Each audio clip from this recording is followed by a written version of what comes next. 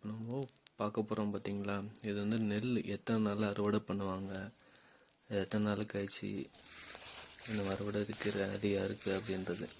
இப்போ பார்த்தீங்கன்னா இது ஒரு 3 மாதம் இருக்குது, இந்த ஸ்டேஜில் இருக்குது. இப்போது இதுக்குள்ளே எப்படி இருக்கும், இந்த நெல்லுக்குள்ளே இந்த 3 மாதம் கழிச்சு எந்த அளவுக்கு இருக்குது அப்படின்றது தான் இப்போது இது பார்க்குறோம்.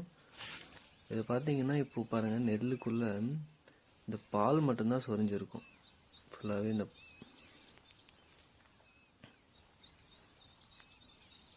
பாருங்கள், பால் மட்டும்தான் அந்த அளவுக்கு தான் இருக்குது. இன்னும் இது ஒரு மாதம் போகணும். ஒரு பக்கம் இந்த பார்த்தீங்கன்னா இந்த பன்னிங்க தொல்லை அதிகமாக இருக்குது.